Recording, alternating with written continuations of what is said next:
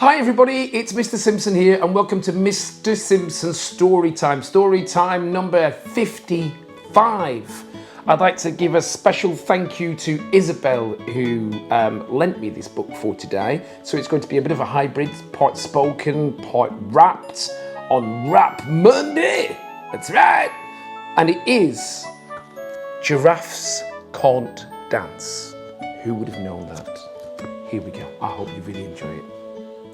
Gerald was a tall giraffe whose neck was long and slim, but his knees were awfully bandy and his legs were rather thin.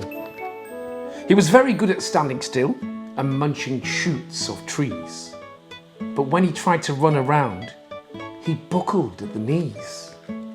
Now, every year in Africa, they hold the jungle dance, where every single animal turns up to skip and prance. And this year, when the day arrived, poor Gerald felt so sad, because when it came to dancing, he was really very bad. The warthogs started waltzing, and the rhinos rock and rolled. The lions danced a tango, which was elegant and bold. The chimps all did a cha-cha with a very Latin feel, and 8 baboons then teamed up for a splendid Scottish reel. Gerald swallowed bravely as he walked towards the floor, but the lions saw him coming and they soon began to roar. "Hey, look at clumsy Gerald!" The animals all laughed. "Giraffes can't dance, you silly fool. Oh, Gerald, don't be daft." Gerald simply froze up. He was rooted to the spot. "They're right," he thought. "I'm useless. Oh, I feel like such a clot." So he crept off from the dance floor and he started walking home. He'd never felt so sad before, so sad and so alone.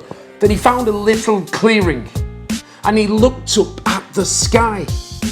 "The moon can be so beautiful," he whispered with a sigh. "Excuse me," coughed a cricket, who'd seen Gerald earlier on, "but sometimes when you're different, you just need a different song. Listen to the swaying grass and listen to the trees. To me, the sweetest music is those branches in the breeze. So imagine that the lovely moon is playing just for you. Everything makes music if you really want it to." With that, the cricket smiled and picked up his violin. Then Gerald felt his body do the most amazing thing. His hooves had started shuffling, making circles on the ground. His neck was gently swaying and his tail was swishing round. He threw his arms out sideways and he swung them everywhere. Then he did a backward somersault and leapt up in the air. Gerald felt so wonderful, his mouth was open wide. "I am dancing! I am dancing! Yes, I'm dancing!" Gerald cried. Then one by one, each animal who'd been there at the dance arrived while Gerald boogied on and watched him quite entranced. They shouted, "It's a miracle! We must be in a dream! Gerald's the best dancer that we've ever seen. How is it you can dance like that? Please, Gerald, tell us how." But Gerald simply twizzled round and finished with a bow. Then he raised his head and looked up at the stars above.